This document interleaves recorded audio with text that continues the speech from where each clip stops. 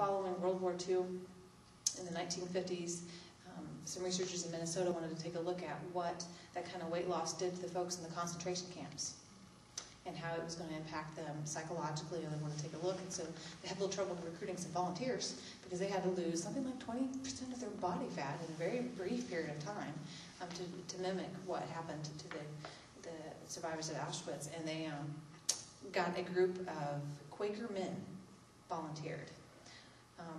And I want to say it was something like 75 men, but again, I apologize for the specifics on the details. And these were pretty manly men. I mean, Quakers, by my understanding, are pacifists, but they're definitely very manly men. They didn't do cooking, they didn't do cleaning. I mean, their part of their world, especially in the 50s, was very work-oriented. But they had to come in, and they were pretty much starved in systematically. And over the course of, I want to say it was 3 months, they started developing some very strange traits. These men became completely obsessive-compulsive about any number of things, including recipes.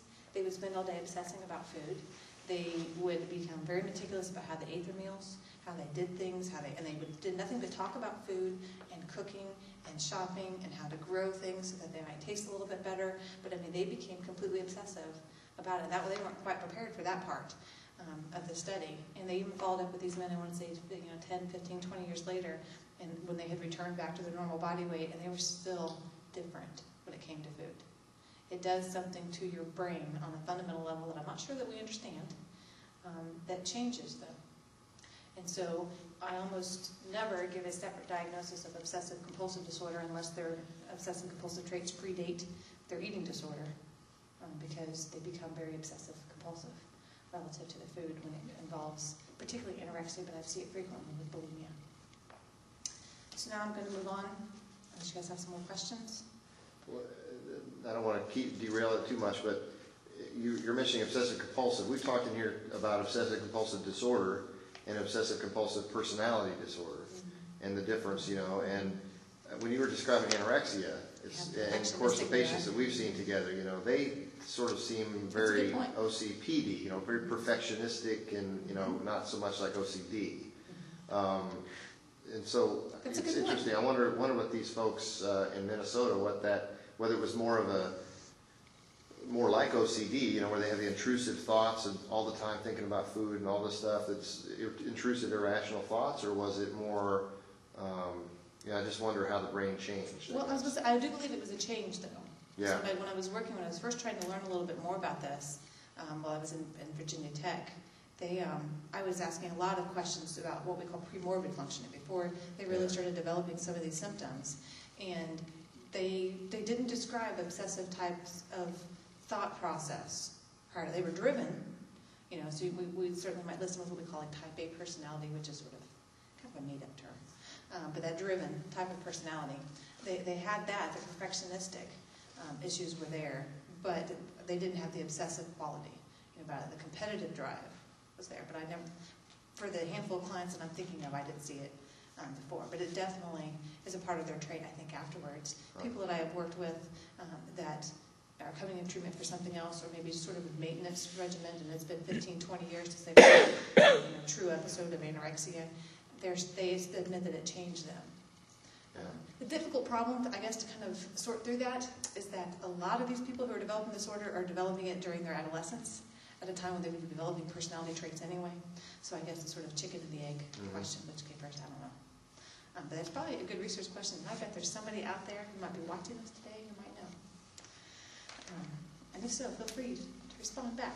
That's right. All right, I'm going to move on to some things that I think are probably a little more relevant for people who might be wondering about some individuals in their world or questions for themselves. I'm going to move on to some things that I've observed in treatment that might not be something you could find in journals everywhere, but I'm seeing over and over again, as well as some things to be looking for that are supported.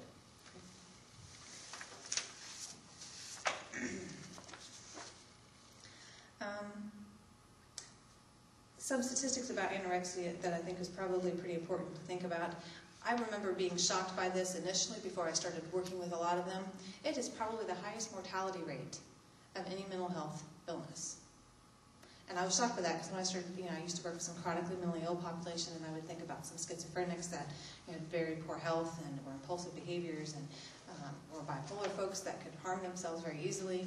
But actually, especially if you look at the population of anorexics who have been hospitalized for their anorexia, the average is about 10% of them will end up dying from complications of their illness. 10% is a huge number. And it's something that constantly floors me because, as I will talk about probably at the end of the talk, is that insurance companies do not like to pay for it, which floors me because we're talking about a 10% mortality rate with for a severe diagnosis. So it's very high death rate. And again, it's the complications with the illness often having to do with heart arrhythmias and perhaps some of their compensatory behaviors like ipecac. I never say that right. Is that right? Ipecac? Ipecac. Yeah, that's good, yeah. That makes them inducing vomiting. And laxatives, which for anybody out there who's watching, it is not an effective weight loss measure. Your body has already absorbed calories. Stop it.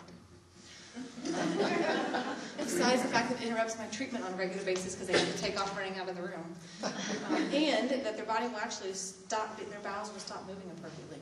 And they get into a condition where they can't go to the bathroom without it. And it causes lots and lots of issues that are medical and that I can't even explain very well.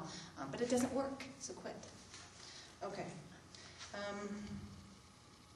Anybody who's treated anyone with eating disorders or has known anyone or has struggled themselves, it's not about food. Food becomes the symptom that becomes a problem of its own.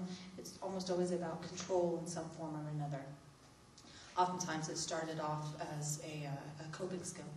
They feel like there's some aspect of the world that they cannot control, and they can't control what goes in or comes out of their body in this manner, and it gives them a sense of control.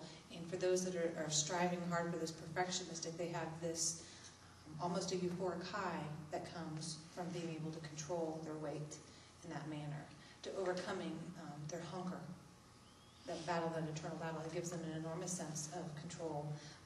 But the very disappointing and painful thing is that they will rapidly lose control if they use this as a coping skill.